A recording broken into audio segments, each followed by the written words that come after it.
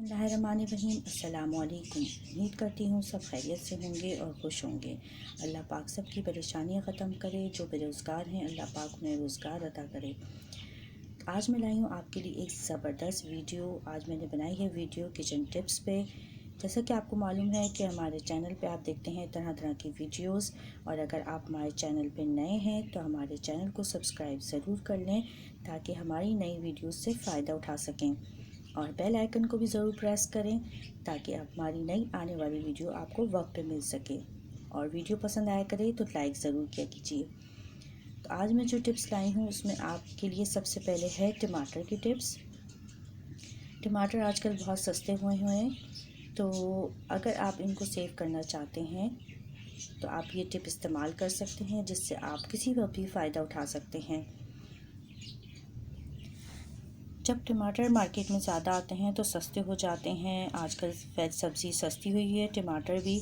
तो आप टमाटर को लें और इन्हें ऐसे ही फ्रीज़र में रख दें तो ये फ्रीज़र्स में सख्त हो जाते हैं, और जिस वक्त आपको यूज़ करने हो तो आसानी से आप निकाल के इसे यूज़ कर सकते हैं।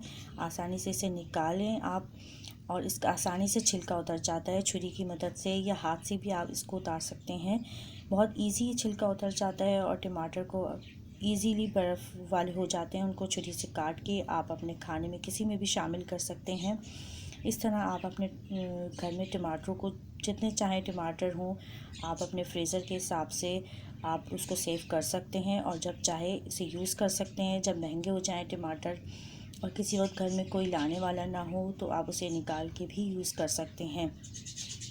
इसके अलावा हरी मिर्चें होती हैं, बाज़ औक़ात हमारे घर में ज़्यादा आ जाती हैं और पड़े पड़े या तो सूख जाती हैं या ख़राब हो जाती हैं।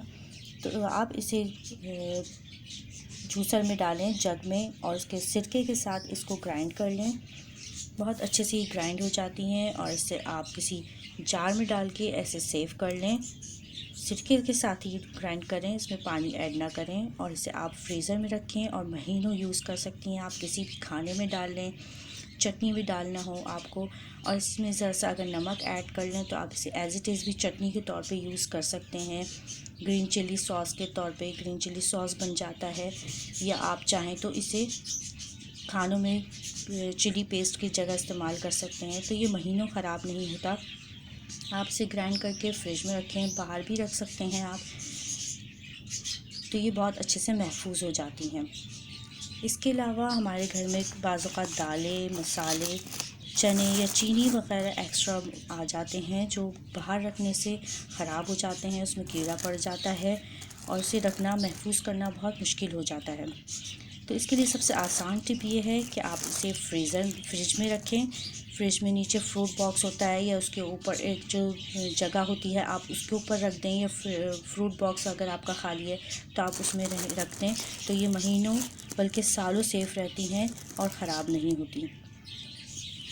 इसके अलावा हम लोग एक चीज़ से और परेशान हो जाते हैं, चनों से। सर्दी में चने हम जब पकाते हैं, बॉईल करते हैं, या फ्रिज में रखे हुए होते हैं दालें या चने वग़ैरह, तो वो जल्दी गलते नहीं हैं।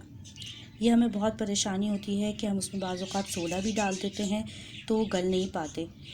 तो हम इसके लिए सबसे बेहतरीन टिप ये है कि आप दालों को या चनों को जब पकाएं, चनों को जब हम भिगोते हैं पानी में रात में, या 2-3 घंटे पहले आप भिगोते हैं, तो आप उसके लिए आप टैप वाटर यूज़ ना करें। टैप वाटर को हल्का सा गर्म कर लें, हल्का सा कुनकुना गर्म करें कि बस आप उसमें फिंगर डिप कर सकें। इतना गर्म करें, उसको बिल्कुल कुनकुना पानी को कर लें। उसमें आप चनों को भिगोएं, या दालों को पकाना हो तो नीम गर्म पानी में डालें आप। तो उससे ये होगा कि चने अच्छे से गल जाएंगे। जो गलते नहीं हैं चने, तो उसकी आपको परेशानी बिल्कुल नहीं होगी। ये मसला आपका हल हो जाएगा। जिनसे चने ऐड जाते हैं, गलते नहीं हैं, सख्त हो जाते हैं, तो नीम गर्म पानी में भिगोएं। सर्दी की वजह से बाज़ औक़ात फ्रिज में रखे हुए होते हैं इसलिए, या वैसे ही बाज़ औक़ात नहीं गलते, तो आप इसे लाजमी हल्का नीम गर्म पानी करें और उसमें भिगोएं और सोडा डालें, और 2-3 घंटे पहले या रात में जिस तरह आप भिगोते हैं उसी तरह भिगोएं, और फिर जब पकाने हों तो इसे बॉईल करें। तो ये बहुत अच्छे से बॉयल हो जाते हैं। देखें, मैं भी इसी तरह बॉयल करती हूँ और ये बहुत अच्छे से गल जाते हैं। आप भी ये टिप्स इस्तेमाल कर सकते हैं और फ़ायदा उठा सकते हैं। इसके अलावा हमारे घर में जो जिनके बाहर से दूध आता है, खुला हुआ दूध, वो फ्रीज़र में रख के बहुत जम जाता है, फ्रीज़ हो जाता है, तो उसको बॉयल करने के लिए बड़ा मसला होता है। उसको या तो उसको बॉयल करें तो वो ऑयली सा हो जाता है, तो उसके लिए चाहिए आपको कि उस थैली को पहले से 1-2 घंटे पहले निकाल कर उसे डीप फ्रॉस्ट कर लें, उससे बर्फ़ उसकी मेल्ट हो जाए। जब उसे बॉयल करने रखें तो उससे ऑयल ऊपर नहीं आता।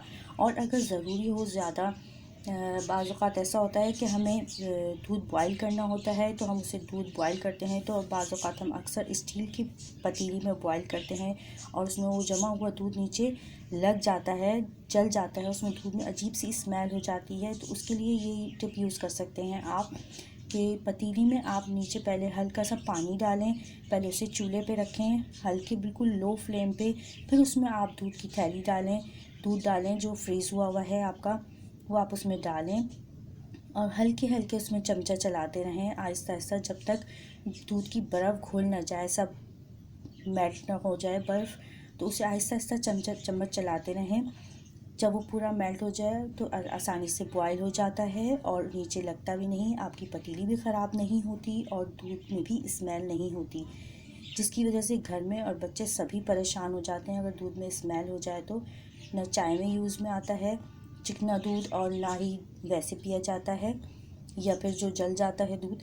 तो ये टिप्स आप यूज़ करके अपनी ज़िंदगी को आसान बना सकते हैं और अब आप इससे फ़ायदा उठा सकते हैं।